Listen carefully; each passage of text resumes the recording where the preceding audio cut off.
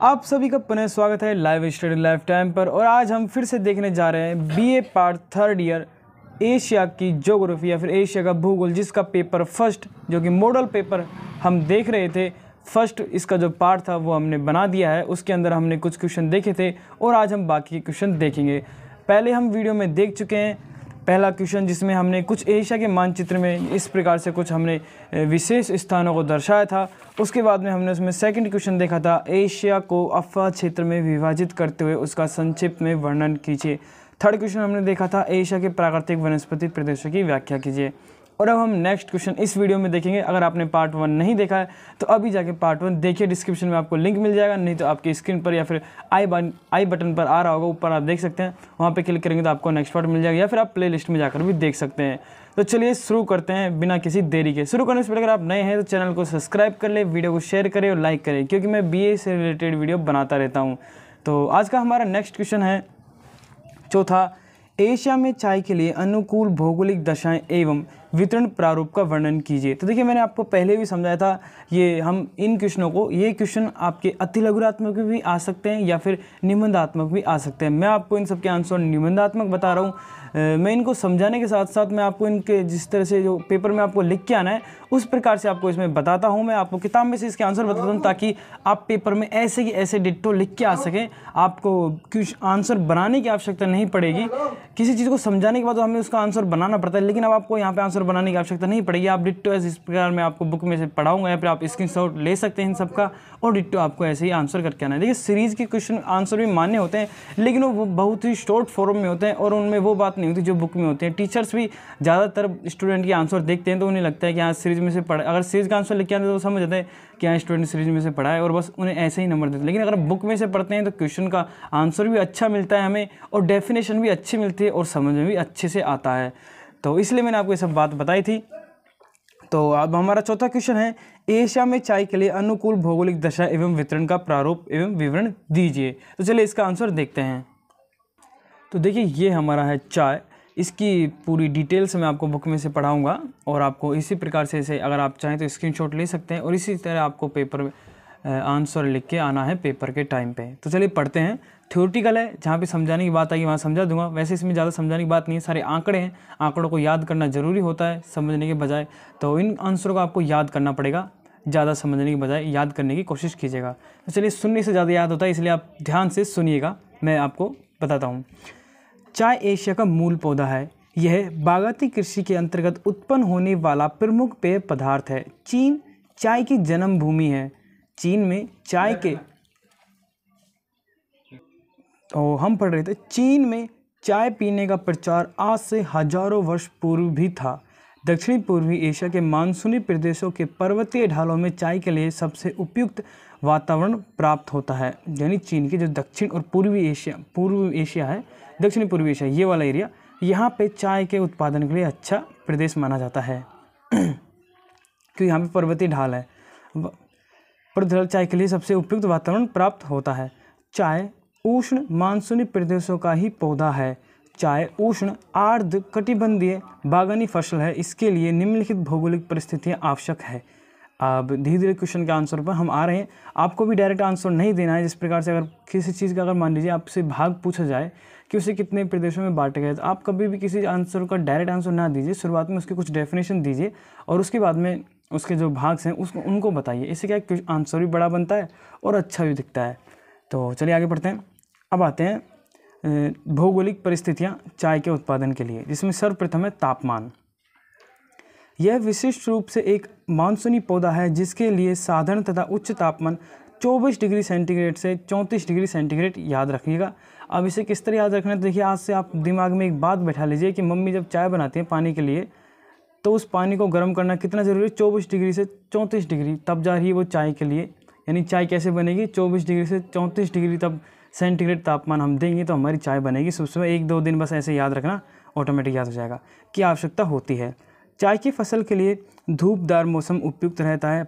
पाला यहाँ यानी कि आपने देखा होगा तो कोहरा जिसे कहते हैं ना, वही है पाला कोहरा, इसी के लिए घातक है। यानी ठंड के मौसम में जब कोहरा जम जाता है वो इसके लिए घातक है। अतः ठंडे देशों में इसका उत्पादन नहीं किया जा सकता, यानी ठंडे प्रदेशों में इसका उत्पादन नहीं होता। यानी कि हमारा जो उत्तरी एशिया है ये वाला एरिया, यहाँ पर चाय का उत्पादन नहीं होता, क्योंकि आप जानते हैं ऊपर आर्कटिक महासागर है और वहाँ पे बहुत ज़्यादा ठंड होती है, पूरा आर्कटिक महासागर जम जाता है सर्दियों के टाइम। अब बात करते हैं वर्षा की। तो चाय का पौधा जल प्रेमी होता है, यानी चाय के पौधे को बहुत अधिक पानी की आवश्यकता होती है। अतः 200 से 250 सेंटीमीटर वर्षा वाले क्षेत्र में ही इसकी उपज अच्छी होती है। और आप जानते हैं 200 से 250 सेंटीमीटर वर्षा जो होती है वो हमारे दक्षिणी पूर्वी एशिया में ही होती है, क्योंकि ये भूमध्य सागर के पास वाला एरिया है, जो है कि हमने पिछली वीडियो में देख लिया था, होती है। इसके लिए शुष्क मौसम हानिकारक है, यानी कि गर्मियों का मौसम इसके लिए हानिकारक, परंतु जड़ों में पानी ठहरने पर पौधा नष्ट हो सकता है। देखिए बात ये भी आती है कि इसके अधिक पानी चाहिए, लेकिन जड़ों में अगर पानी ठहरेगा तो नष्ट हो जाएगा। इसलिए तो चाय के पौधे को हमेशा ढलान या फिर पहाड़ी क्षेत्रों में उगाई जाती है, ढलान वाले एरिया में, ताकि इनके जो जड़ों में पानी इकट्ठा ना हो, क्योंकि पानी इकट्ठा होने के कारण पौधा नष्ट हो जाता है। अतः इसे सामान्यतः ढालू भूमि चाहिए, यानी कि ढलान वाली भूमि चाहिए। अब बात करते हैं धरातल की।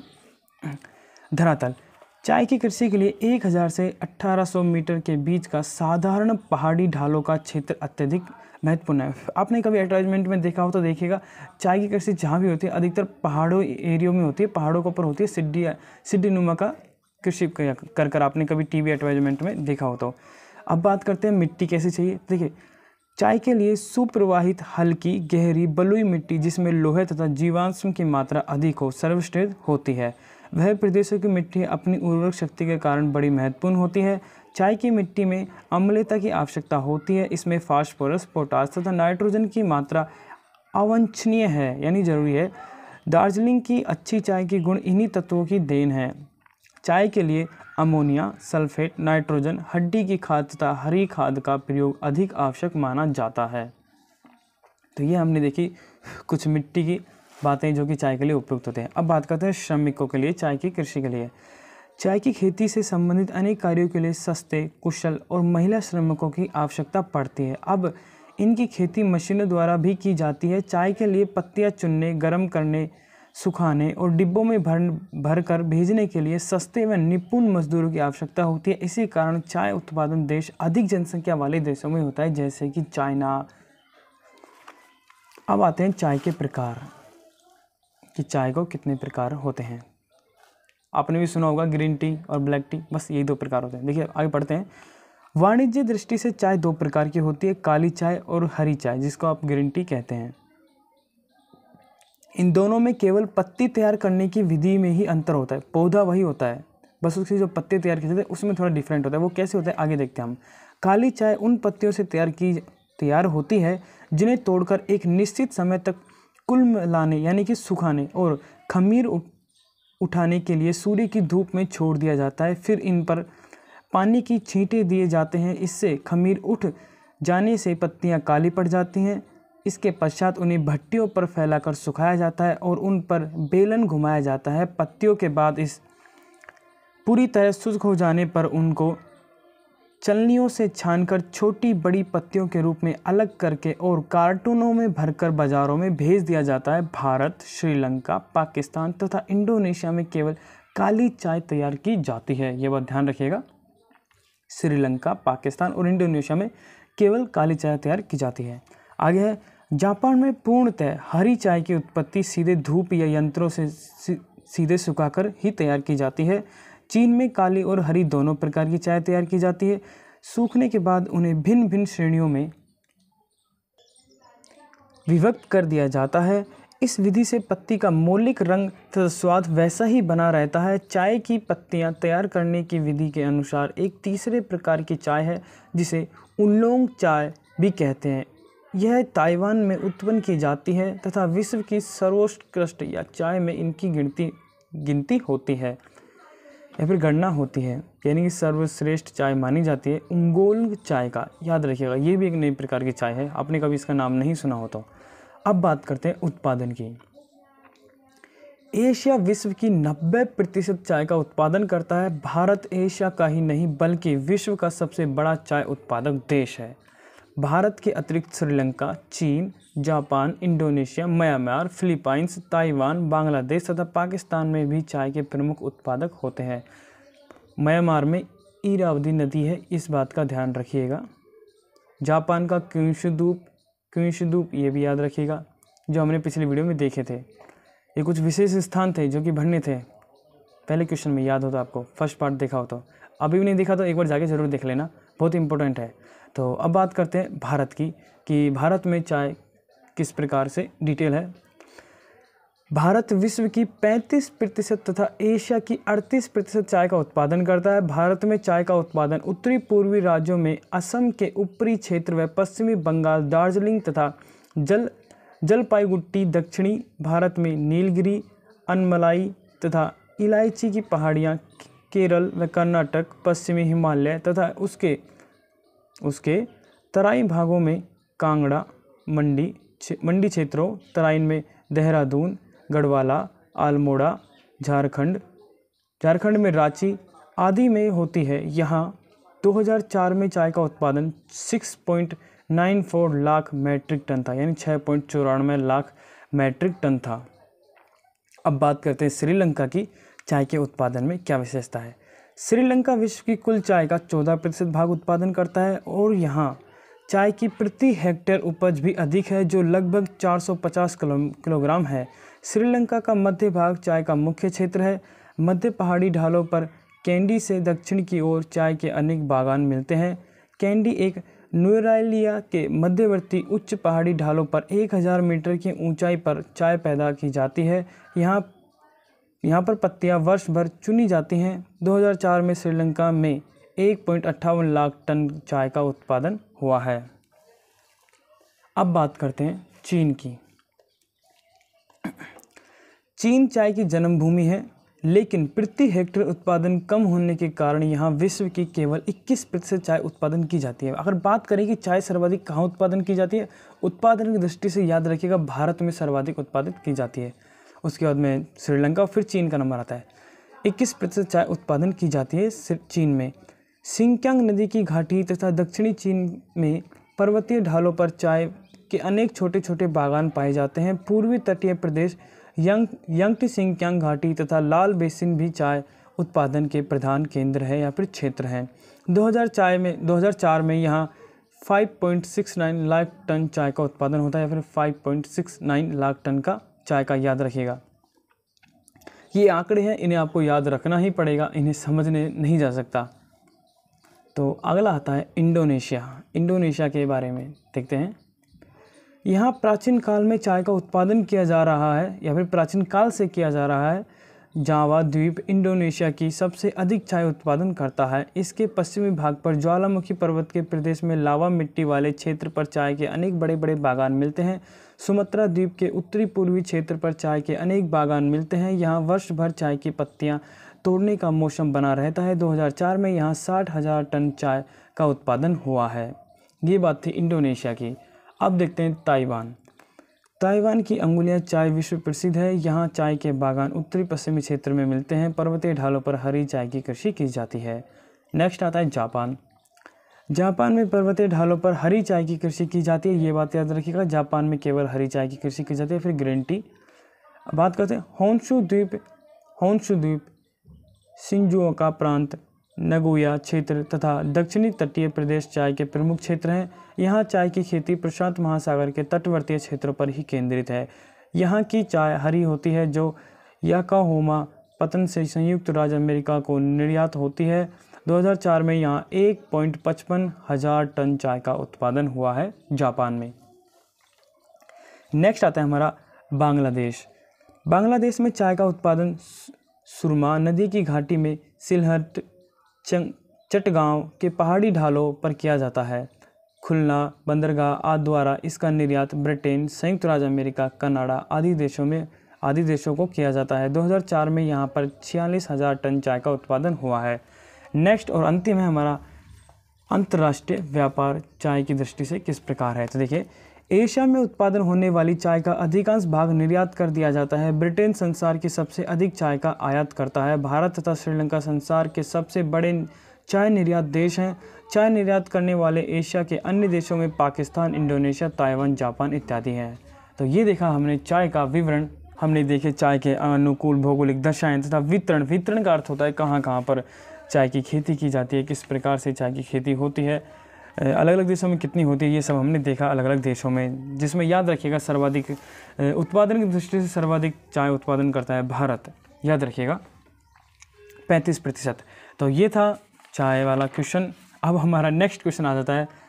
आई होप आपको थोड़ा बोरिंग लग रहा होगा, बट ये क्वेश्चन आंकड़े वाले क्वेश्चन है और इन्हें आपको सिर्फ याद कर सकते हैं और इसके अलावा कोई और ऑप्शन नहीं है। नेक्स्ट क्वेश्चन हमारा 5वां, एशिया में जनसंख्या वितरण प्रारूप की आलोचनात्मक विवेचना कीजिए। यानी जनसंख्या वितरण के हम प्रारूप देखेंगे, वितरण देखेंगे और फिर इसके समस्या और समाधान भी हमें इसके आंसर में हमें बताना होंगे। तो चलिए इसका आंसर देखते हैं। तो देखिए, एशिया की जनसंख्या। एशिया संसार का सबसे बड़ा महाद्वीप है। विश्व के कुल क्षेत्रफल का लगभग 1/3 भाग अकेले एशिया महाद्वीप में आता है। लेकिन जब हम एशिया महाद्वीप की जनसंख्या का अध्ययन करते हैं तो हमें इस बात से और भी आश्चर्य होता है कि एशिया महाद्वीप में संसार के सबसे अधिक मानव निवास करते हैं। इस प्रकार विश्व के लगभग 1/3 भाग पर विश्व की लगभग 2/3 जनसंख्या निवास करती है। संसार में निवास करने वाले लगभग 626 करोड़ मानवों में से एशिया में लगभग 357 करोड़ मानव निवास करते हैं, मात्र एशिया में। एशिया महाद्वीप में विश्व के केवल अधिकांश आबादी ही निवास नहीं करती, बल्कि एशिया महाद्वीप मानव का जन्म स्थान भी रहा है।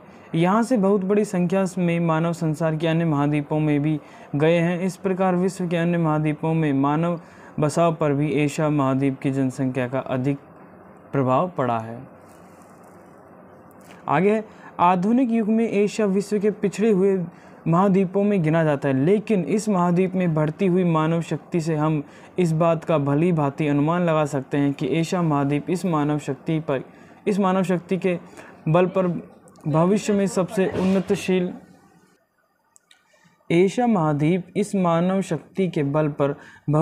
सबसे उन्नतशील महाद्वीप होगा।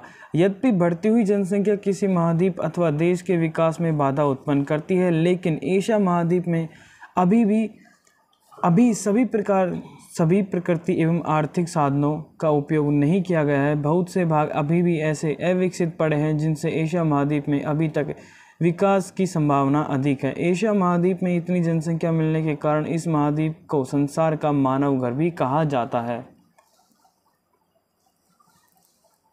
आगे है, एशिया महाद्वीप में जनसंख्या की अधिकता के साथ साथ एक महत्वपूर्ण बात यह भी है कि इस महाद्वीप में कुछ क्षेत्र ऐसे हैं जहां एशिया के बहुत अधिक मानव निवास करते हैं और अभी भी इन क्षेत्रों में मानव वृद्धि बड़ी तीव्रता से हो रही है। इसके विपरीत बहुत से क्षेत्र ऐसे हैं जहां एशिया के बहुत कम मानव निवास करते हैं, फिर एशिया में बहुत कम मानव निवास करते हैं तथा इस क्षेत्र में मानव की कमी के कारण इन भागों में छिपे प्राकृतिक संसाधनों का भी प्रयोग नहीं हो पाया है। इससे यह स्पष्ट होता है कि एशिया महाद्वीप में जनसंख्या का वितरण बड़ा ही असमान है। यानी कि कहीं पे तो एशिया में बहुत अधिक जनसंख्या निवास कर रही है और कहीं पे बहुत कम। जैसे कि उत्तरी आर्कटिक महासागर हमारा उत्तरी एशिया है, उधर हम बात करें जनसंख्या निवास की तो बहुत कम है, और दक्षिण पूर्व साइड की बात करें तो बहुत अधिक जनसंख्या निवास करती है। ये बात हम पहचान सकते हैं इस डायग्राम की सहायता से। आप देख सकते हैं, ये देखिए ब्लैक 500 से भी अधिक, ये देखिए ब्लैक आप दिखाई दे रहा होगा, तटीय क्षेत्र वाला, ये पूरा ब्लैक 500 से अधिक जनसंख्या निवास कर रही है प्रति वर्ग किलोमीटर, व्यक्ति प्रति वर्ग किलोमीटर के हिसाब से ये दिखा रखा है मैप में। ये 10 से कम वाला देखिए एरिया पूरा हमारा उत्तरी एशिया में बहुत कम जनसंख्या निवास करती है, यानी 10 से भी कम प्रति व्यक्ति किलोमीटर में 10 से भी कम, यानी 1 किलोमीटर में 10 व्यक्ति भी नहीं है ऐसी जनसंख्या निवास कर रही है वहाँ पे उत्तरी। क्योंकि आप जानते हैं उत्तर में बहुत अधिक सर्दी पड़ती है, वहाँ वातावरण अनुकूल नहीं है जीवन के लिए, तो जनसंख्या भी कम निवास करती है। जहाँ पे जीवन के लिए अच्छा वातावरण होता है, अनुकूल होता है, वहाँ पे जनसंख्या अधिक निवास करती है। जैसे कि हमारा भारत है, दक्षिणी चाइना है, जो भी दक्षिणी पूर्वी एरिया है एशिया का, वहाँ पर सर्वाधिक जनसंख्या निवास करती है, जैसे कि अभी हमने डायग्राम में देखा था। चलिए आगे बढ़ते हैं। एशिया महाद्वीप में जनसंख्या अधिकता के साथ साथ एक महत्वपूर्ण बात यह भी, ये तो हमने पढ़ लिया। आगे है, एशिया महाद्वीप में बढ़ती हुई जनसंख्या का एशिया की जनसंख्या घनत्व पर भी प्रभाव पड़ता है। विश्व में केवल यूरोप महाद्वीप को छोड़कर एशिया महाद्वीप में जनसंख्या का प्रति वर्ग किलोमीटर घनत्व सबसे अधिक है। विश्व का जनसंख्या प्रति वर्ग किलोमीटर घनत्व लगभग 44 व्यक्ति है, जबकि एशिया महाद्वीप में 1 वर्ग किलोमीटर में लगभग 81 व्यक्ति निवास करते हैं। आप इससे अंदाजा लगा सकते हैं कि एशिया में कितनी जनसंख्या है। इस प्रकार एशिया महाद्वीप में जनसंख्या का घनत्व भी अधिक है। आगे है, एशिया महाद्वीप में जनसंख्या की अत्यधिक वृद्धि होने से अनेक समस्याएं उत्पन्न हो गई हैं। सबसे बड़ी समस्या एशिया महाद्वीप में आगे इतनी विशाल जनसंख्या की उदर पूर्ति की, उदर यानी भोजन की पूर्ति, आहार की पूर्ति के लिए भोजन सामग्री के अभाव में एशिया महाद्वीप के कुछ देशों में जनसंख्या की वृद्धि ने सामाजिक एवं राजनीतिक समस्याओं के रूप ले लिए हैं, जिससे अनेक बुराइयां उत्पन्न हो गई हैं और इन बुराइयों को दूर करने के उपाय तलाश किए जा रहे हैं। बुराइयों का अर्थ है जैसे कि बेरोजगारी बढ़ना, निवास स्थान की कमी आ जाना और भी बहुत सारी दिक्कतें जनसंख्या बढ़ने पर आती हैं, वो सब हम आगे देखेंगे वीडियो में। इस प्रकार एशिया महाद्वीप की जनसंख्या का विस्तार में अध्ययन करने के लिए निम्नलिखित तथ्यों का वर्णन किया जाना जरूरी है। पहला है पॉइंट। अब ये पॉइंट को जरूर ध्यान रखिएगा, ये पॉइंट्स हैं मेन, याद रखिएगा। एशिया में अधिक मानव निवास करते हैं, first point. Second point, Asia में जनसंख्या का असमान वितरण है। एशिया में जनसंख्या का घनत्व भी अधिक है। एशिया में जनसंख्या की वृद्धि से उत्पन्न समस्याएं। ये चारों पॉइंट्स हैं जिनको हमें डेफिनेशन देनी है। इसमें फर्स्ट आ जाता है अधिक मानव निवास केंद्र। ऊपर स्पष्ट किया जा चुका है कि एशिया महाद्वीप में संसार की 2/3 जनसंख्या निवास करती है। इससे यह स्पष्ट हो जाता है कि एशिया महाद्वीप अधिक मानव निवास केंद्र है।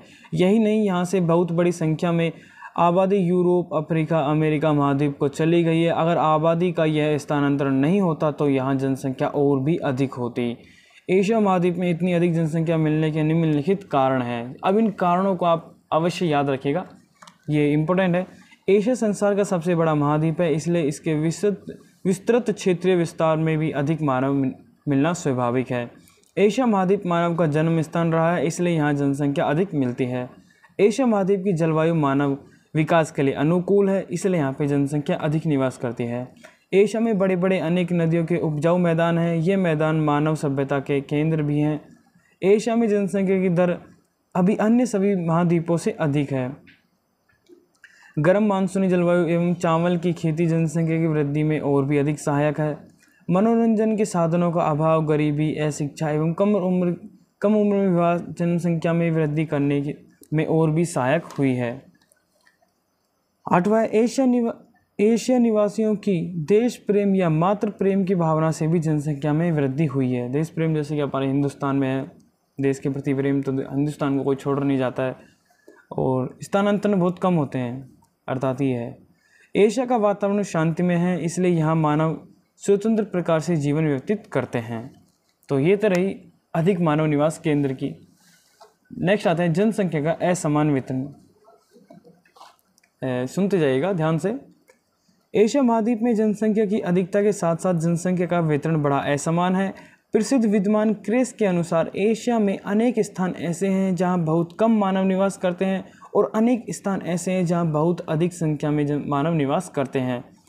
वास्तव में अगर एशिया की जनसंख्या के वितरण में मानचित्र को देखा जाए तो एशिया महाद्वीप का लगभग 1/3 भाग जो एशिया रूस के अंतर्गत है ऐसा है जहां जनसंख्या बहुत कम निवास करती है। देख ले वो वाला हिस्सा आ गया ना, रूस का उत्तरी हिस्सा, क्योंकि वहाँ पे सर्दी अधिक आती है, ठंड बहुत अधिक पड़ती है, इसलिए वहाँ पे वातावरण जीवन के अनुकूल नहीं है, इसलिए वहाँ पे जनसंख्या कम निवास करती है।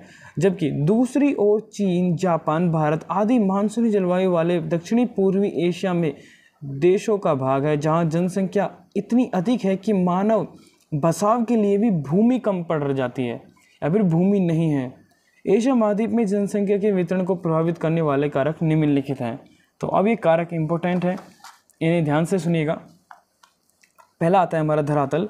एशिया में जनसंख्या के असमान वितरण में धरातल की बनावट का बहुत बड़ा प्रभाव पड़ता है। दक्षिणी एवं दक्षिणी पूर्वी भागों में मिलने वाली नदियों के मैदानों में जनसंख्या अधिक मिलती है। साधारण सी बात है, जहाँ पे नदियाँ होंगी अधिक मानव वहीं निवास करेंगे क्योंकि जल की पूर्ति के लिए। उदाहरण के लिए यांगटिंग सिंकियांग बेसिन में 5000 मानव तक प्रति वर्ग किलोमीटर मिलते हैं। तो ये है धरातल की बात। आप चाहें तो इसमें कुछ अपने हिसाब से भी जोड़ सकते हैं। आगे आते हैं जलवायु। जलवायु का जनसंख्या के वितरण पर बहुत प्रभाव पड़ता है। एशिया में दक्षिणी एवं दक्षिणी पूर्वी भागों में मिलने वाली मानसूनी जलवायु वाले देशों में जनसंख्या अधिक मिलती है। दूसरी ओर साइबेरिया की ठंडी एवं उष्ण मरुस्थलीय प्रदेशों की गर्म जलवायु वाले भागों में जनसंख्या बहुत कम मिलती है। आगे है डडले स्टोम्प के अनुसार इसमें कोई संदेह नहीं कि एशिया की आधुनिक जनसंख्या के वितरण में सबसे अधिक प्रभाव जलवायु की दशाओं का पड़ा है। आगे नेक्स्ट हमारा आता है मिट्टी। एशिया में जिन भागों में नदियों द्वारा लाकर बिछाई गई कांपी मिट्टी मिलती है वहाँ जनसंख्या अधिक मिलती है, क्योंकि जनसंख्या के लिए उन भागों में कृषि करने की सुविधाएं होती है, क्योंकि कांपी मिट्टी कृषि के लिए अच्छी होती है, और जहाँ पे मिट्टी अच्छी होगी, कृषि अच्छी होगी, वहीं पे जनसंख्या निवास अधिक करेगी। कॉमन सेंस की बात है।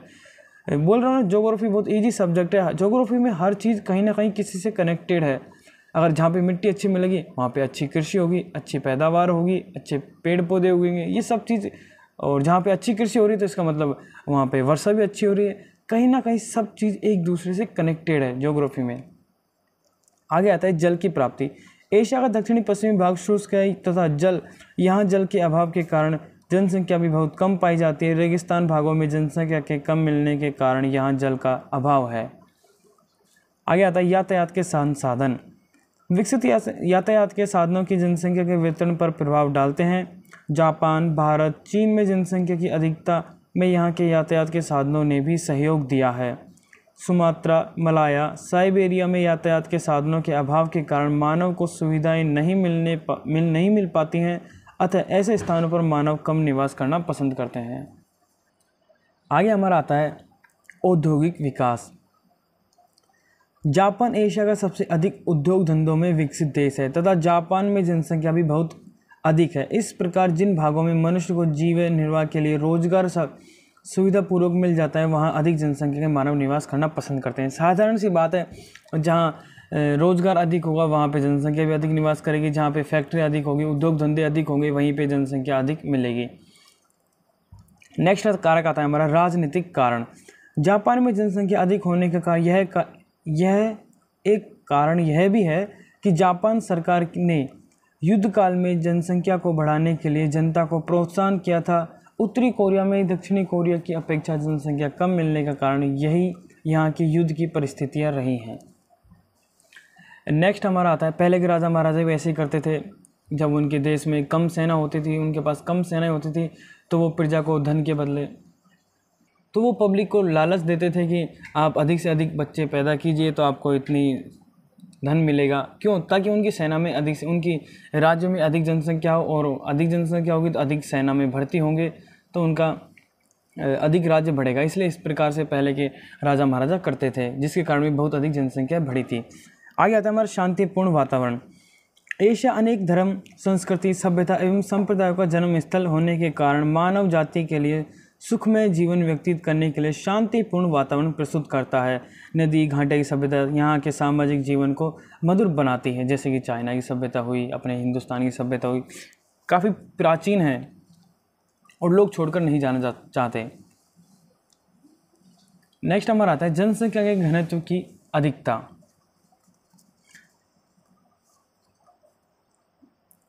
ये अर्थ है मतलब किन किन एरियो में अधिक जनसंख्या घनत्व मिलता है। तो देखिए, एशिया महाद्वीप में जनसंख्या की अधिकता के साथ साथ जनसंख्या का प्रति वर्ग किलोमीटर घनत्व भी अधिक है। जैसा कि संसार की जनसंख्या का घनत्व 44 व्यक्ति प्रति वर्ग किलोमीटर है, यानी कि 1 किलोमीटर में 44 व्यक्ति मिल सकते हैं, जबकि एशिया का 81 व्यक्ति प्रति वर्ग किलोमीटर है। कितना अधिक है। जनसंख्या के प्रति वर्ग किलोमीटर घनत्व के आधार पर एशिया महाद्वीप के 3 भागों में बांटा जा सकता है। जनसंख्या घनत्व के आधार पर याद रखिए, अधिक जनसंख्या वाले क्षेत्र, मध्यम जनसंख्या वाले क्षेत्र और कम जनसंख्या वाले क्षेत्र। तो पहले देखते हैं हम अधिक जनसंख्या वाले क्षेत्र। एशिया महाद्वीप की अगर आपको मोटे तौर पे बताऊं तो मैं बता दिया था पहले भी आपको, दक्षिणी पूर्वी एशिया में ही अधिक जनसंख्या वाले देश हैं या फिर अधिक जनसंख्या निवास करती है वहाँ पर। एशिया महाद्वीप के दक्षिणी एवं दक्षिणी पूर्वी भागों में मानव के निवास के लिए सभी सुविधाएं प्राप्त हैं, इसलिए इस भाग में एशिया की लगभग 70% से भी अधिक जनसंख्या निवास करती है। ऐसा क्यों है? क्योंकि देखिए हमने जलवायु पढ़ी थी, तो जलवायु में भी और अफवाह तंत्र पढ़ा था, तो उस अफवाह तंत्र में भी काफ़ी अच्छी वर्षा होती है दक्षिणी पूर्वी एशिया में, और जलवायु भी काफ़ी अच्छी है। तो हर तरीके से ये जीवन के अनुकूल वातावरण होने के कारण यहाँ पर अधिक जनसंख्या निवास करती है। इस प्रकार एशिया महाद्वीप के लगभग 1/3 भाग पर लगभग 2/3 मानव निवास करते हैं। इस क्षेत्र में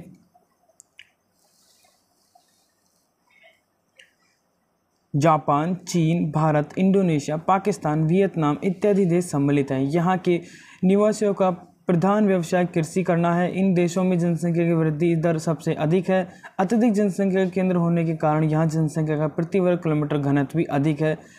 इस क्षेत्र में आने वाले प्रमुख देशों की जनसंख्या एवं घनत्व की स्थिति अग्र प्रकार है। तो देखिए, मैं आपको अभी दिखाता हूँ डायग्राम की सहायता से। ये देखिए, 500 से भी अधिक जनसंख्या प्रति वर्ग किलोमीटर घनत्व। ये देखिए ब्लैक आपको दिखाई दे रहा है, ये दक्षिण पूर्व, इस वाले एरिया में सर्वाधिक जनसंख्या निवास करती है, क्योंकि अच्छी वर्षा होती है तो अच्छी कृषि भी होगी, अच्छी जनसंख्या घनत्व भी बढ़ेगा, लोग निवास भी करते हैं।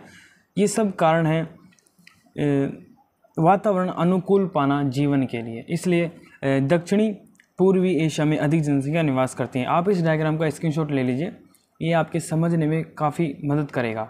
आगे पढ़ते हैं। मध्यम जनसंख्या वाले क्षेत्र। एशिया महाद्वीप में कुछ भाग ऐसे हैं जहां की मानव के निवास के लिए सभी सुविधाएं प्राप्त नहीं हैं, इसलिए इन भागों में एशिया महाद्वीप की लगभग 22% जनसंख्या निवास करती है। इस क्षेत्र में Myanmar, Thailand, Malaysia, Turkey, Nepal, Cambodia, Syria आदि देश सम्मिलित हैं। यहाँ के निवासियों का प्रधान व्यवसाय कृषि करना है। जलवायु की उपयुक्त दशाओं के अनुसार ये पशुपालन का भी कार्य करते हैं। यहाँ जनसंख्या की वृद्धि दर अधिक नहीं है जितनी भारत, चीन तथा जापान में है। इन क्षेत्रों में आने वाली प्रमुख देशों की जनसंख्या एक घनत्व की स्थिर निम्न प्रकार है।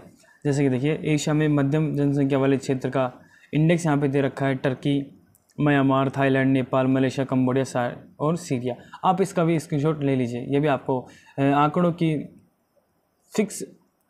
आंकड़े फिक्स हैं इसमें, ये आपको याद करने पड़ेगा और काफ़ी मदद भी करेगा आपके समझने में। आंकड़े याद ना हो तो भी कोई दिक्कत नहीं है, बट थ्योरेटिकल को चीज़ों को समझने की कोशिश करें। देखिए, मैं फिर से बोल रहा हूँ, ज्योग्राफी समझने की भी चीज़ है और कुछ आंकड़े याद करने की भी चीज़ है। बट ज्योग्राफी में सब चीज़ एक दूसरे से कहीं ना कहीं सब चीज़ कनेक्टेड है।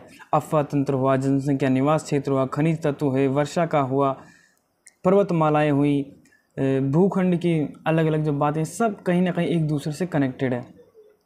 आप जानते हैं, जहाँ पे पर्वतीय इलाका होगा वहाँ पे जनसंख्या कम निवास करेगी, जहाँ पे पठारी इलाके होंगे वहाँ पे जनसंख्या अधिक निवास करेगी। बहुत सारी बातें जो एक दूसरे से कहीं ना कहीं कनेक्टेड होती हैं।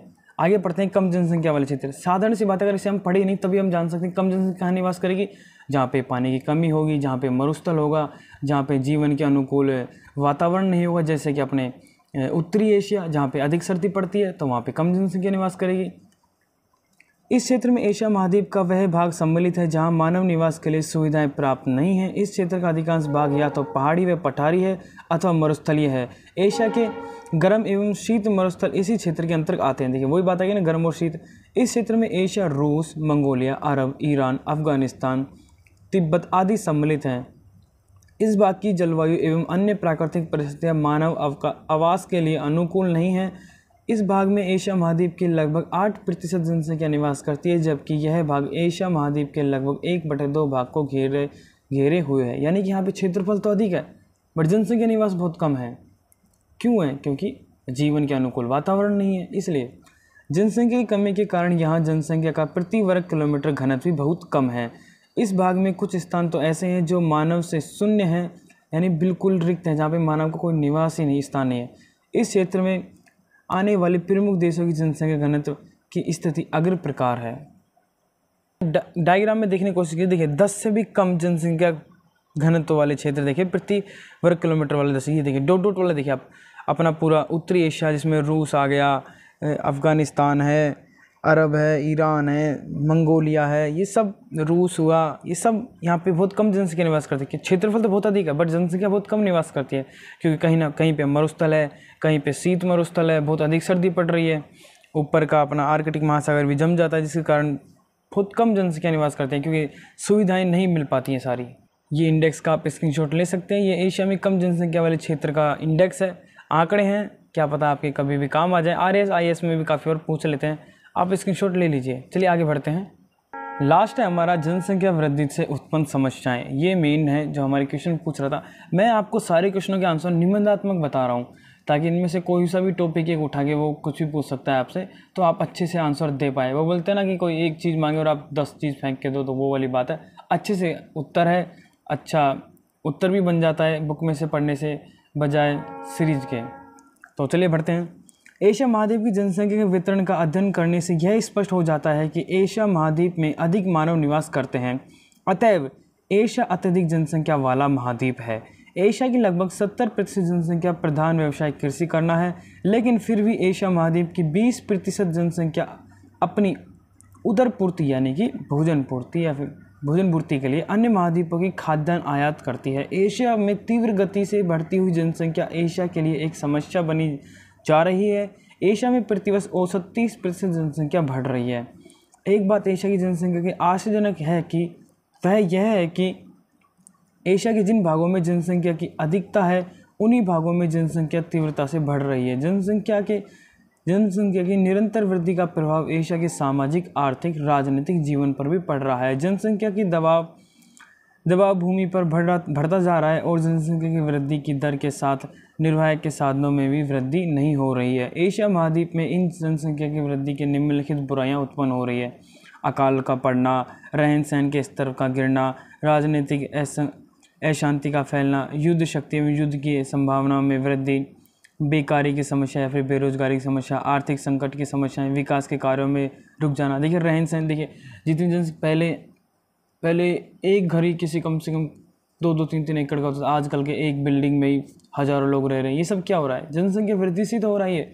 रहन सहन का स्तर है जो गिरता जा रहा है, सुविधाएं प्राप्त नहीं हो पा रही हैं, राजनीतिक अशांति होना, युद्ध के परिणाम होना और बेरोजगारी बढ़ना, आर्थिक संकट होना, ये सब जनसंख्या की वृद्धि की समस्याएं हैं। अब लास्ट में हम इसमें दे सकते हैं जनसंख्या की समस्या को हल करने के उपाय भी हम इसमें बता सकते हैं। इस क्वेश्चन के आंसर में कोई दिक्कत नहीं है, आप बता के आओगे अच्छा रहेगा, क्वेश्चन भी बड़ा बन जाएगा। चलिए इसको और पढ़ लेते हैं एक बार। एशिया की जनसंख्या का विस्तार में अध्ययन करने पर यह स्पष्ट होता है कि एशिया में बढ़ती हुई जनसंख्या से इस महाद्वीप में अनेक समस्याएं उत्पन्न हो गई हैं। कुछ समस्याएं तो इतनी गंभीर रूप धारण कर गई हैं कि इनका प्रभाव देश के राजनीतिक और सामाजिक जीवन पर पड़ता है। जनसंख्या की अधिक वृद्धि ने अनेक बुराइयों को उत्पन्न कर दिया है, अतः हमें इन बुराइयों को दूर करने के लिए जनसंख्या की तीव्र वृद्धि को रोकना पड़ेगा। जनसंख्या की तीव्र वृद्धि को रोकने के लिए निम्नलिखित उपाय को हम प्रयोग में ले सकते हैं या फिर लिया जा सकते हैं: सनातन उत्पत्ति पर प्रतिबंध, विवाह की आयु में वृद्धि, संतति सुधार एवं स्वास्थ्य सेवाएं, सामाजिक शिक्षा का प्रसार, भूमि का सर्वाधिक उपयोग, औद्योगिक विकास, खाद्य सामग्री का आयात और मानव प्रवास। ये सब समस्याओं के हल के उपाय हैं। मानवों का एक जगह से दूसरी जगह स्थानांतरण होना, खाद्य सामग्री का आयात करना, निर्यात करना, औद्योगिक विकास को विकसित करना, भूमि का सर्वाधिक उपयोग करना, ये सब, और वृद्धि की आयु में, विवाह की आयु में वृद्धि करना। इससे क्या समझ बनती है, पहले के राजा महाराजा बचपन में विवाह कर देते, और डिटेल से नहीं समझा सकता, नहीं तो वीडियो बहुत बड़ी बन जाएगी। आगे बढ़ते हैं हम। एशिया महाद्वीप के कुछ देशों में उपयुक्त उपायों में से कुछ उपायों को अमल में लाया जा रहा है। जनसंख्या की अधिक वृद्धि वाले देश भारत, चीन तो जापान में, देखिए भारत की जनसंख्या इतनी तीव्र होती जा रही है कि वो कुछ सालों में चीन को पीछे छोड़ने वाली है। में सनातन उत्पत्ति पर पृथ्वी में लगाया जा रहा है। जापान में भूमि का अधिक से अधिक उपयोग करने में दृष्टिकोण से गहरी खेती की जा रही है। भारत में शिक्षा का प्रसार तथा औद्योगिक विकास किया जा रहा है। चाहें तो इस इंडेक्स का स्क्रीनशॉट ले सकते हैं, ये आपके आंकड़ों में मदद करेगा, फिक्स आंकड़ों के लिए रहेगा अच्छा। तो ये हमने देख ली एशिया की जनसंख्या वितरण व उसके एक क्वेश्चन पूछा आलोचनात्मक विवेचना की, यानी कि उसके जो कमियां थी, जनसंख्या वृद्धि से उत्पन्न समस्याएं थी, ये इसमें आ जाती हैं महत्वपूर्ण बातें, और समाधान भी आ जाते हैं आलोचना के अंदर। और नेक्स्ट क्वेश्चन अब हमारा आता है, हमारे 5 क्वेश्चन देख लिया है। नेक्स्ट क्वेश्चन हमारा 6, एशिया में खनिज तेल के उत्पादन, वितरण एवं व्यापार का वर्णन कीजिए। अब हम देखेंगे खनिज तेल।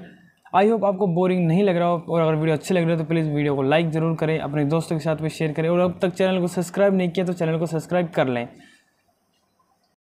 नेक्स्ट क्वेश्चन का आंसर देखते हैं, एशिया में खनिज तेल के उत्पादन या फिर खनिज तेल। तो देखिएगा थ्योरेटिकल है, थोड़ा बहुत समझने और थोड़ा बहुत आंकड़ों को याद करने की कोशिश कीजिएगा। स्क्रीनशॉट आप लेते रहिएगा, मैं फिर से आपको बता रहा हूँ, स्क्रीनशॉट आपके लिए ज़रूरी है ये सब, क्योंकि ये आपको इसी प्रकार से लिख के आना है पेपर में भी, ठीक है। तो चलिए शुरू करते हैं। एशिया के साधनों में कोयला के बाद पेट्रोलियम का दूसरा महत्वपूर्ण स्थान है। कोयले की अपेक्षा इसे एक स्थान से दूसरे स्थान पर ले जाने में सुविधाएं होती हैं। आधुनिक युग में संसार की बढ़ती हुई यातायात के साधनों की मांग तथा तेज गति से चलने वाले यंत्रों की चालक शक्ति की पूर्ति पेट्रोलियम से की जाती है। औद्योगिक युग का विकास एवं विस्तार बहुत कुछ अंश तक खनिज तेल की प्राप्ति पर निर्भर करता है। इसलिए भविष्य में निरंतर खनिज तेल का महत्व बढ़ता जा रहा है या फिर रहेगा। पेट्रोलियम अथवा खनिज तेल एक तरल पदार्थ है जो छिद्रों में होता है। यह नवीन युग की परतदार चट्टानों में जल तथा गैस के मिश्रण के रूप में मिलता है। बाद में इसे संशोधन करके तेल प्राप्त किया जाता है। फिर से सुनिएगा, यह नवीन युग की परतदार चट्टानों में जल तथा गैस के मिश्रण रूप से मिलता है। बाद में इसे संशोधित करके तेल प्राप्त किया जाता है। इसका निर्माण जीव जंतुओं तथा वनस्पति चट्टानों के बीच दब जाने पर रासायनिक प्रक्रियाओं द्वारा होता है। इसे साफ करके इससे मोम, वैक्सलीन, चिकनाई, पैराफिन आदि भी बनाए जाते हैं। वैसलीन होती है ना अपनी, वो। और अब बात करते हैं इसके उत्पादन की। एशिया महाद्वीप विश्व का लगभग 40% खनिज तेल अथवा पेट्रोलियम का उत्पादन करता है। दक्षिणी पश्चिमी एशिया के तेल उत्पादक देश ईरान, इराक, सऊदी अरब, कुवैत, सर्वाधिक सऊदी अरब, कुवैत, कतार, बहरीन, टर्की और इजराइल आदि हैं। दक्षिणी पूर्वी एशिया तथा एशियाई रूस में भी तेल का उत्पादन किया जाता है। दक्षिणी पूर्वी एशिया के पेट्रोलियम उत्पादक देश इंडोनेशिया, चीन, ब्रूनी और मलेशिया, म्यांमार आदि हैं। अब बात करते हैं दक्षिणी पश्चिमी एशिया के तेल के क्षेत्र।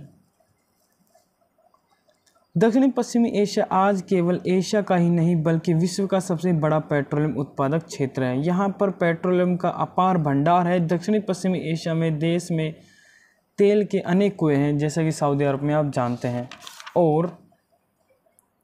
और इन तेल भंडारों को तेल पाइप द्वारा आपस में जोड़ दिया जाता है। यह तेल पाइप भूमध्य सागर के पूर्वी किनारे के तट तक फैले हुए हैं। हैफा तथा त्रिपोली बंदरगाह को इस तेल की बहुत बड़ी मात्रा इन पाइपों द्वारा पहुंचा दी जाती है। आगे हम डायग्राम में से समझेंगे, चिंता मत कीजिए। जहां से तेल का निर्यात किया जाता है, हैफा तथा त्रिपोली एशिया के प्रसिद्ध तेल निर्यात करने वाले केंद्र हैं। ईरान का एवादान तेल संशोधन करने का विश्व का सबसे बड़ा केंद्र है तथा यहाँ विश्व का सबसे बड़ा तेल निर्यात करने वाला बंदरगाह है। दक्षिणी पश्चिम एशिया के प्रमुख देशों के तेल क्षेत्र निम्नलिखित है, जिनमें मैंने आपको सबसे पहले बताया था सऊदी अरब का पहले नाम आता है। तो देखिए सऊदी अरब विश्व का सबसे बड़ा तेल उत्पादक देश है। इस देश के प्रमुख तेल क्षेत्र अल खाबर, अक्वेब, हाफर, शेदगम, दम्मा, सफ़ानिया, कातिफ, खुरेस, आबू अली, आबू हीरेन और फगीली आदि है। रास्तुनुरा यहाँ का तेल संशोधन केंद्र है। यहाँ से अधिकांश तेल निर्यात हेतु भूमध्य सागर स्थित हैफा बंदरगाह को तेल पाइपलाइन द्वारा भेजा जाता है। यहाँ 2005 में 9.55 मिलियन बैरल तेल प्रतिदिन निकाला गया, जो विश्व के कुल उत्पादन 13% था। बैरल यहाँ पे तेल नापने की इकाई है। आगे देखिए ईरान। देखिए इस डायग्राम में आपको सब दिखाई दे रहा होगा, तेल के कुएं, तेल संशोधन केंद्र और पाइपलाइन। जैसे कि आपको बताया त्रिपोली, हैफा, ये सब निर्यात के सबसे महत्वपूर्ण बंदरगाह है। त्रिपोली बंदरगाह याद रखिएगा। और ये हमारा सऊदी अरब है। इसका आप एक काम कीजिए, स्क्रीनशॉट ले लीजिए, आपको समझने में थोड़ी आसानी होगी। तो चलिए आगे देखते हैं हम ईरान को। सऊदी अरब के बाद ईरान एशिया का सबसे बड़ा तेल उत्पादक देश है, लेकिन पिछले वर्षों से आंतरिक संघर्ष एवं इराक से चलने वाले निरंतर युद्ध के कारण ईरान का खनिज तेल का उत्पादन गिर गया है। यहाँ के तेल क्षेत्र जेग्रास पर्वत के मध्य स्थित है, जहाँ सर्वप्रथम 1908 में तेल की खोज की गई थी। यहाँ पर प्रमुख तेल क्षेत्र आगाजारी, मस्जिद सुलेमान, हफ्तकेल, गच सायरन, लफ्त खानहा, नफ्ते शाह, नफ्ते सफ़ीद और लाली और गुलखिरी, मारून आदि हैं। ये सब उधर की साइड के नाम है, इसलिए थोड़े अटपटे हैं। अबादान तथा करमशाह यहाँ के तेल संशोधन केंद्र हैं। अबादान विश्व का सबसे बड़ा तेल संशोधन केंद्र है। ईरान से अधिकांश तेल उत्पादन का निर्यात कर दिया जाता है। यहाँ 2005 में विश्व का 5.6% पेट्रोलियम उत्पादन किया गया है। यहाँ 2005 में 4.14 मिलियन बैरल दैनिक पेट्रोलियम निकाला गया है। उसके बाद में हमारा आता है इराक। सऊदी अरब तथा ईरान के बाद एशिया का सबसे अधिक तेल उत्पादन करता है। ईरान, सऊदी अरब के बाद ईरान के बाद इराक एशिया का सबसे अधिक तेल उत्पादन करता है। इराक के प्रमुख तेल क्षेत्र एन जलहैन, मोसूल, कियाराह, किरकुक, जम्बूरी, नहर उमर, जुबैर, रुमेला, बसरा, खानक्वीन इत्यादि हैं। किरकुक यहाँ का सबसे बड़ा तेल क्षेत्र है। दोरा तथा करमशाह में तेल संशोधन कारखाने हैं। इराक अपने कुल तेल उत्पादन का लगभग 80% भाग निर्यात कर देता है। यहाँ 2005 में 1.88 मिलियन बैरल कच्चा तेल प्रतिदिन निकाला गया है। यहाँ तेल का जमाव सऊदी अरब को छोड़कर सबसे अधिक है। यहाँ पे तेल का जमाव अधिक है सऊदी अरब को छोड़कर। नेक्स्ट हमारा था कुवैत। आई नो आपको सबको बोरिंग लग रहा हो, लेकिन ये आंकड़े फिक्स हैं और आपको इनको याद करना पड़ेगा। स्क्रीनशॉट लेते जाइएगा और थोड़ा थोड़ा सुनते भी जाएगा, समझ में आने लग जाएगा धीरे धीरे जब आप दोबारा पढ़ोगे। कुवैत, सऊदी अरब तथा इराक के बाद कुवैत में सबसे अधिक सुरक्षित तेल का भंडार है। उत्पादन में कुवैत का स्थान एशिया में चौथा है। यहाँ तेल फारस की खाड़ी से के तट से समीप फैला हुआ है। यहाँ के प्रमुख तेल क्षेत्र वर्गन, अल जहरा, मगवा इत्यादि हैं। वर्गन सबसे बड़ा तेल क्षेत्र है। मीना अल हमदी तेल संशोधन केंद्र का तेल निर्यात करने वाला बंदरगाह है। यहाँ से अधिकांश तेल का निर्यात कर दिया जाता है। यहाँ कच्चे तेल उत्पादन 2005 में 2.53 मिलियन बैरल प्रतिदिन था। नेक्स्ट हमारा आता है कतर या फिर कतार। फारस की खाड़ी के पश्चिम तट पर स्थित कतार दक्षिणी पश्चिम एशिया का महत्वपूर्ण तेल उत्पादक देश है। यहाँ तेल निकालने के लगभग 24 कुएं हैं। दुखून तेल क्षेत्र यहाँ का सबसे बड़ा तेल उत्पादक क्षेत्र है। दोहा में तेल संशोधन कारखाना है। नेक्स्ट अपना बहरीन। कुवैत एवं कतार के मध्य स्थित बहरीन फारस की खाड़ी का एक महत्वपूर्ण द्वीप है। यहाँ खाड़ी तटीय क्षेत्र में तेल के अनेक क्षेत्र फैले हुए हैं।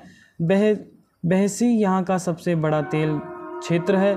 बहरीन में तेल संशोधन कारखाना है। नेक्स्ट अपना सीरिया यहाँ के तेल उत्पादन का सबसे बड़ा क्षेत्र बनियास है। यहाँ तेल क्षेत्रों का पता लगाने के लिए मनहल कंपनी अनेक प्रयत्न कर रही है। होम्स नगर में तेल संशोधन कारखाना है। कहाँ पे? सीरिया में। नेक्स्ट अपना टर्की के प्रमुख तेल उत्पादन क्षेत्र गर्जन, रमनदाग, कुस्ता आलम, मोबिल, बट्टिर रमन, जेरमिक इत्यादि हैं। यहाँ मांग से कम तेल का उत्पादन होता है, अतएव आयात करना पड़ता है। यानी कि यहाँ पे खपत कम है और निर्यात ज़्यादा करते हैं। कहाँ पे? टर्की में। नेक्स्ट अपना आता है दक्षिणी पूर्वी एशिया में तेल के क्षेत्र। दक्षिणी पूर्वी एशिया के देशों में तेल के उत्पादन की बहुत कमी है। इसका कारण यह है कि तेल भंडारों के सुरक्षित तेल की मात्रा कम होना है। दक्षिणी पूर्वी एशिया में इंडोनेशिया सबसे अधिक तेल का उत्पादन करता है। इस क्षेत्र में प्रमुख देशों के तेल क्षेत्र निम्न प्रकार से हैं, जैसे कि फर्स्ट है हमारा इंडोनेशिया दक्षिणी पूर्वी एशिया का सबसे बड़ा तेल का उत्पादक राष्ट्र है। यहाँ तेल के प्रमुख क्षेत्र सुमात्रा, जावा, कालीमंटन में है। सुमात्रा में पैलिमबाग, मेदन, तो जाम्बी, कालीमंटन में बालिक तथा पापन व तराकान तथा जावा में रेमबाग तथा सुरखिया प्रमुख तेल क्षेत्र हैं। सुमात्रा में मेदन तथा साबाग तेल संशोधन केंद्र है। अगर आप सारे क्षेत्र याद ना रख सकें तो भी आप अगर एक दो क्षेत्र भी याद रख लेंगे तो भी बहुत अच्छा है। चीन आता है हमारा नेक्स्ट। चीन के दक्षिणी भाग में अनेक तेल के क्षेत्र पाए जाते हैं, जिनमें से काराभाई, तुनशांजे, सैदाम बेसिन आदि प्रमुख हैं। चीन में 2005 में 3.61 मिलियन बैरल तेल प्रतिदिन निकाला गया। नेक्स्ट हमारा आता है म्यांमार के प्रमुख तेल क्षेत्र येनांग, सिंगू, इंडो, यिनमा आदि, यंगून या फिर रंगलू तथा यंगयान तेल संशोधन केंद्र है। यहाँ से विश्व का लगभग 1% खनिज तेल प्राप्त किया जाता है। यहाँ इरावदी नदी घाटी के तेल को खोदे गए। याद रखिएगा, इरावदी नदी कहाँ पर है? म्यांमार में स्थित है। म्यांमार को 2 भागों में विभाजित करती हुई यह इरावदी नदी म्यांमार में स्थित है। याद रखिएगा, हमने इसके पार्ट फर्स्ट में हमने देखा था, जहाँ पे हमने विशेष स्थान दर्शाए थे, उसमें इरावदी नदी का भी ऑप्शन था कि इरावदी नदी कहाँ पर है। मैं चलो आपको दिखाता हूँ फिर से एक बार। ये देखिए, ये हमारा म्यांमार बुर्मा की प्रमुख नदी है इरावदी, जो कि इस प्रकार से इसे 2 हिस्सों में बांटती है। याद रखिएगा, यहाँ इरावदी नदी घाटी के तेल के कुएं खोदे गए हैं। आगे है मलेशिया। मलेशिया के प्रमुख तेल क्षेत्र साबा है तथा सारावाक है। लुंगटांग तेल संशोधन केंद्र है। कैसे कैसे नाम है इनके भाई। आगे है अपना भारत, सबसे अच्छा भारत। यहाँ गुजरात तथा असम राज्य प्रमुख पेट्रोलियम उत्पादक है। मुंबई के निकट मुंबई हाई से बड़ी मात्रा में खनिज तेल निकाला जाता है। अभी हाल ही में गोदावरी डेल्टा में और कावेरी डेल्टा में तथा पश्चिमी राजस्थान में भी खनिज तेल के पर्याप्त भंडार मिले हैं। जैसे राजस्थान में है ऐश्वर्या, भाग्यम, कुछ तेल की कोई प्राप्ति है। अंतर्राष्ट्रीय व्यापार, ये लास्ट टॉपिक है, इसका मतलब लास्ट बात है। खनिज तेल की अंतर्राष्ट्रीय मांग अधिक है। दक्षिणी पश्चिमी एशिया में देश ईरान, इराक, सऊदी अरब, कतार तथा कुवैत प्रमुख निर्यात देश करने वाले देश हैं। 2005 में सऊदी अरब द्वारा 7.00, ईरान द्वारा 2.269, कुवैत द्वारा 1.63 तथा इराक द्वारा 1.58 मिलियन बैरल तेल प्रतिदिन निर्यात किया गया है। भारत, पाकिस्तान तथा जापान प्रमुख आयात करने वाले देश हैं। तो ये हमने देखे एशिया में खनिज तेल के उत्पादन, वितरण एवं व्यापार का वर्णन। ये हमारा था क्वेश्चन नंबर 6। उसके बाद जो अब हमारा आता है खंड ब, जो कि निबंधात्मक क्वेश्चन है और मोस्ट इम्पोर्टेंट क्वेश्चन है कि इसके 4 क्वेश्चन है 7, 8, 9, 10। ये क्वेश्चन बहुत इंपॉर्टेंट है पेपर की दृष्टि से।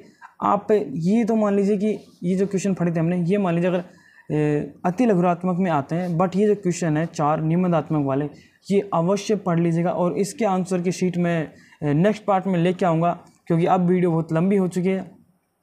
इसका नेक्स्ट पार्ट बहुत जल्द आएगा।